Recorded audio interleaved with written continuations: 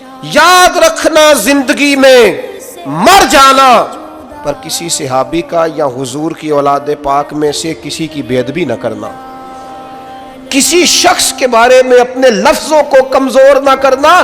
یہ معمولی لوگ نہیں ہیں، یہ وہ لوگ ہیں جنہیں اللہ نے محبوب کی غلامی کے لیے چنا ہے۔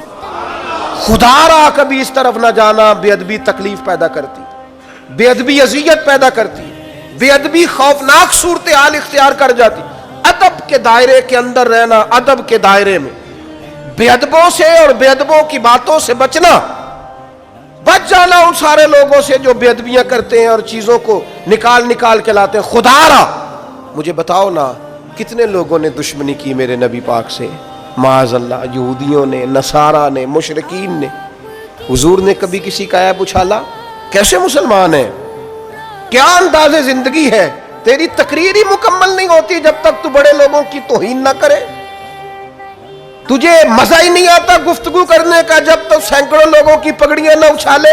کون سا دین تو دنیا کے سامنے پیش کر رہا ہے کہ جب تک تو بہت سارے لوگوں کو رسوا نہ کر دے تیری گفتگو ہی مکمل نہیں ہوتی؟ یاد رکھنا یہ دین وہ ہے جس میں تو کہا جاتا ہے کہ دروازہ رسول پہ آؤ نا تو ذرا لفظوں کا چناؤ کر کے آؤ۔ لا تقولوا رائنا وقولوا انظرنا، رائنا نہ کہنا، انظرنا کہنا، لفظوں کا چناؤ۔ اور لا ترفعوا اصواتکم فوق صوت النبی، دیکھنا اپنی آواز کا والیوم چیک کرنا، محبوب کی آواز سے تمہاری آواز اونچی نہ ہونے پائے۔ اے پائے نظر ہوش میں آ، یہ قوت نبی ہے، آنکھوں سے بھی چلنا یہاں بے ادبی ہے۔ دائرہ ادب، ادب حسن ہے، ادب وقار ہے، ادب شائستگی ہے، کبھی بے ادب نہ ہونا۔ اور اپنی زندگی میں ایک تیسری بات، اہل بیت نبوت کی محبت۔ ادھر دیکھو میری طرف، قرآن مجید میں رب فرماتا ہے قُلْ لَا أَسْأَلُكُمْ عَلَيْهِ أَجْرًا إِلَّا الْمَوَدَّةَ فِي الْقُرْبَى۔ محبوب علیہ السلام آپ اپنے غلاموں سے فرما دیں کہ میں تبلیغ دین پر تم سے کوئی اجر نہیں مانگتا، ہاں میرے قریبیوں سے پیار کرتے رہنا۔ صدر الافاضل، بدر المماثل، خلیفہ اعلیٰ حضرت مولانا سید نعیم الدین صاحب مراد آبادی اس خزائن العرفان میں لکھتے ہیں، فرماتے ہیں حضور کی اولاد کی محبت دین کے فرائض میں سے ہے۔ یہ میرے امام نے لکھا ہے۔ حضور کی نہ سنت کہا نہ واجب کہا، فرمایا رسول پاک کی اولاد پاک کی محبت فرائض دین میں سے ہے۔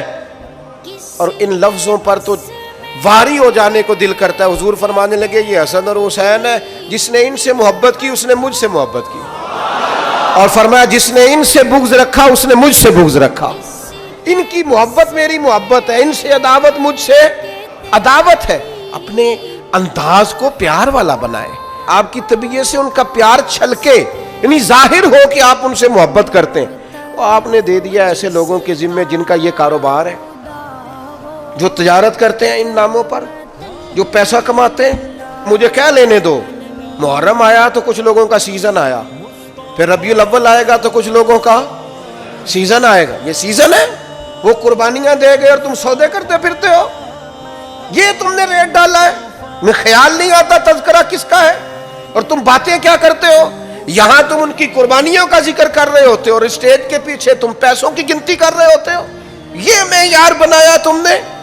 کیا کہا تھا قرآن مجید نے کہ میری آیتیں سستے داموں نہ بیچ ڈالنا، اور تم نے سودا بھی کیا تو کیا کیا۔ پر مصیبت اور بھی ہے نا، ایک آج ہمارے زمانے کی ایک بہت بڑا مسئلہ یہ بھی ہے، وہ کہتے ہیں پیر صاحب اگر پیسے نہیں لیتے ہو تو روٹی کیوں کھاتے ہیں؟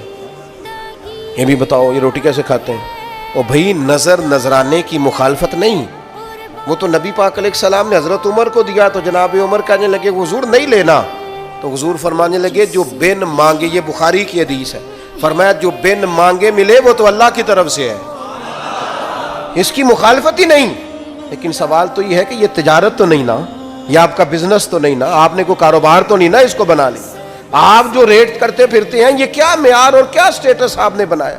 بہت بڑا بزنس مین اتنا مال نہیں کماتا جتنا تم کماتے، اور تم نے سیزن بنا لیا ہے۔ اور قوم بھی پسند کرتی ہے، بندہ فیمس ہونا چاہیے، بندہ کو تھوڑا سا نا مشہور ہونا۔ میں اپنے بارے میں 100 دفعہ کہہ چکا ہوں کہ دین کا کوئی چھوٹا سا نوکر سمجھ کے کبھی دعوت دے لیا کرو، مشہور آدمی سمجھ کے نہ بلایا کرو، اس میں مزہ نہیں، اس میں مزہ نہیں، نام کوئی برانڈ ہے نہ کوئی ایسی چیز ہے جسے دکھا کے ماحول اور طرح کا بنایا جائے۔ آپ مہربانی فرمائیں محرم شریف میں کسی بھی موقع میں جب آپ ان پاکان امت کا ذکر کریں تو احترام کے جذبے، عقیدت کے لہجے، آپ کے مزاج کے اندر خوبصورتی، ان لوگوں سے قلبی وابستگیاں، اور سب سے اہم اور سب سے ضروری چیز یہ ہے کہ ہم نے سیکھا کیا ان لوگوں سے، ہم نے ان سے لیا کیا، وہ خاص بات جو ہم نے ان سے لینی ہے اور سیکھنی ہے اس پر ضرور توجہ کریں۔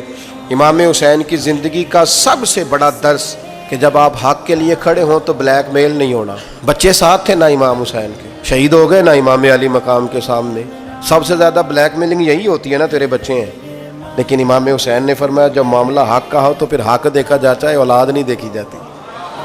سب سے بڑا معاملہ یہی ہوتا ہے نا کہ ہم بھوکا پیاسا رکھیں گے، تو فرمایا رکھ لو، جب معاملہ حق کا ہو تو پھر بھوک پیاس نہیں دیکھی جاتی۔ اور سب سے زیادہ حد کیا کر سکتا ہے؟ کوئی مار ہی دے گا نا، شہید ہی کر دے گا، اس سے زیادہ کیا ہو سکتا ہے؟ تو امام حسین نے کہا جان جائے گی پر حق کا ساتھ نہیں چھوڑا جائے گا۔